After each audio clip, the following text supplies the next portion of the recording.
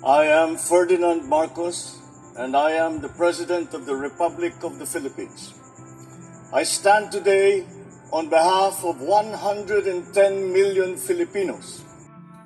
Hello people, hello words, and hello Philippine. It's me again guys, Let's Talk Vlog. Shoutout po sa lahat ng mga kababayan natin, mga Pilipino sa buong daigdig at sa kapuluan ng Pilipinas. But anyway guys, naimbag nga rabi kada kayo amin kakabsat sa mga Bisaya, maayong gabi sa inyong tanan. And of course guys, sa mga Muslim, Assalamualaikum. Sa mga Ilonggo, maayong gabi sa inyong tanan. Mga palangga, kumusta kayo? And buenas noches, amigos, amigas. Hola chikadora, Let's Talk Vlog. Ngayon mga bes, mayroon tayong upload videos. Wala akong live, no? Mayroon po akong very good news or bad news sa inyo, especially sa mga anti-China, sa mga pro-China. Magugulat sila dito mga kababayan. Alam po natin lahat, no? Diyan po sa Senado, mayroong tinatawag dyan na executive session. So, ibig sabihin guys, yung executive session, private po yan. Yung mga mahalagang pag-uusap, hindi po dapat lumabas. Diba? Kasi, eksklusibo sa kanila lang po yan. Lalo yung mga usap-usapan na sa mga importanteng bagay, sa mga issue, no? Kung mayroon sila pag-uusap, sila lang, na hindi pwedeng makakalabas yan sa social media. Ngunit, mga kababayan, may nag-click na video na palagay ko lalong manggagalaiti dito ang mga anti-chinggos, mga bes, At itong mga DDS, sigurado ko, hindi ko alam kung anong masasabi nila dito.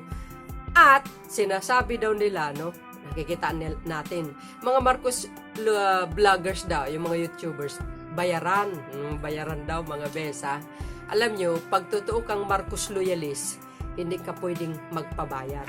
Yan po ay tulong mo sa Administrasyong Marcos, lalo sa ating mahal na Pangulong Marcos Jr., na i-spread natin yung mga magagandang proyekto at mga magagandang nagawa niya sa buong taon at sa mga taon pang darating. Yan ang totoong mga Marcos loyalist vloggers. Sinusuportahan ang Pangulo without paying, kahit walang views, basta i-spread ang mga magagandang balita at magagandang programa ng Marcos administration. Yan ang pinaka-the best, no? Pero sabi ng iba, mayroon mga bayaran daw. Pero magugulat kayo dito sa i-upload ko. Ito very short videos, pero magugulat kayo dito mga kababayan na ang sinabi dito mga bes, hindi natin pwedeng ilahat, no? May mga vloggers daw ng mga DDS ay bayaran. Nakaw, paktay tayo. Ito guys, ang usapan ni Senator JB Ejercito dyan po sa Senado, sa executive session. Hindi po natin alam kung sino ang nagpalabas nito or sino ang nag-spread nito sa madlang people. Supposed to be na hindi dapat ito makalabas, na sila lang dapat nakakaalam or nakakaalam ng lahat ng mga nangyayari. Dahil dito guys, malakas po ang ang ebidensya ko. Itong video na ito, malalaman nyo dito mga kababayan, yung usapin nila dyan sa loob, talagang nag-click sa social media, nag-viral. Alam nyo, no? Sa social media, lalo sa mga vloggers, kagatin nila yan. Ika nga ibig sabihin, igagrab nila yan at ipopost nila sa social media para mag-spread at magkalat ito, no? Maganda naman yan. Bakit? Nakakatulong sapagkat magiging aware ang mamamayang Pilipino kung sino ang nararapat na iibubuto nila sa susunod na mga halalan sa pagdating ng panahon. Yung iba dyan, tamimik, hindi umiimik, sa mga issue dyan po sa Western Philippine Sea, no? Hindi man lang natin nakikita na walang walang reaction, no? Ang tanging Pangulong Marcos lamang, mga kababayan, Speaker of the House, talagang may malasakit dyan po sa Western Philippine Sea. Dahil po yan, ay sakop po ng ating economic zone, no? Alam niyo po yan, ay pinaglaban ng Pangulo dahil kusang loob niya nga nung nagpunta siya sa Amerika sa APEC Summit na nakikiusap sa kay President Xi Jinping ng China, no? Siya po ang kusang nakipag-usap para lang pag-usapan ang tension diyan sa mga nangyayari diyan sa Western Philippine Sea, no? Dahil diyan, mga kababayan, sabi nga nila, 85 to 90%, no, ay galit sila sa mga pro-Chingus. Now, ito, pakinggan nyo dito guys at panoorin yung video na ito. Mag-comment kayo kung ang sasabihin nyo. Sigurado, everybody, if they watching this video, natural, magre-react yan. Sasabihin nila, ay, ganun pala. Hindi pala natin alam na ibibinta na pala ang Pilipinas. Kasama ka dyan. Kasama ako, pero ayaw ko. Dahil ipaglalaban ko ang bansang ito.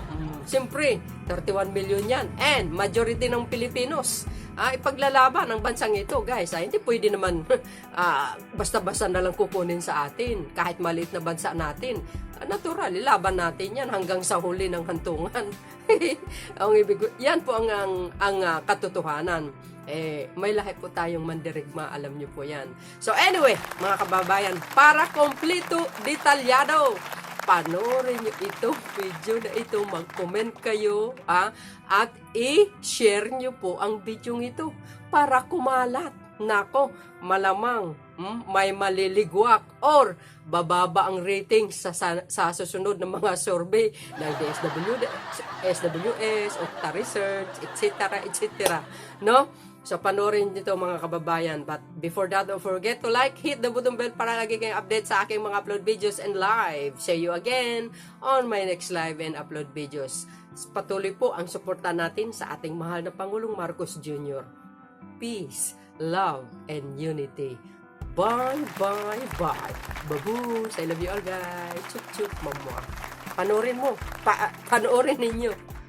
Yung mga supporters ni Duterte, alam naman natin kung gaano kabagsik din yung mga yan. Hindi naman sila nagte-threaten sila politically, pero they can organize their protest. Kaya ako nga yung ilang sektor doon. Ako, taga-suporta ako ni Pangulong Duterte noong panahon na ako nagdepensa ng halos lahat ng mga infrastructure project dahil ako yung naniniwala. Kaso, may ilang sangay ng DDS. Nakakalungkot. Sila po ay pinopondohan ng China to create destabilization. At nagkataon, pagkatapos nilang 2 linggo sila sa China, magda-2 linggo ka ba sa China? No? Siguro na, na yan, na indoctrinate at nagkaroon ng pare-pareho mensahe. Nagkataon naman, nagsalita ako tungkol sa West Philippine Sea. Ako yung una nilang pinunterya at saka si Commodore Jun Tariela ng Coast Guard. Tapos si Secretary Gibo Teodoro. Ang sa akin lang kasi hindi ko rin akalain sa ganitong sitwasyon, tumatawi tayo ng political color na binubuli tayo ng China. Dapat magkaisa tayo, Pilipino tayo.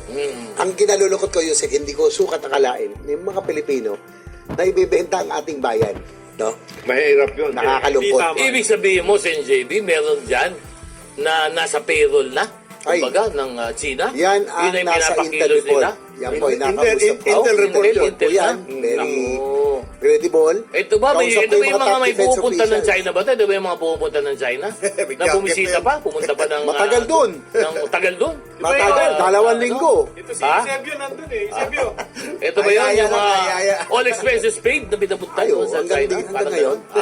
Ito ba yung mga sinasabi mo? Sila Mark Lopez, Naku, kawawa naman. Wag naman.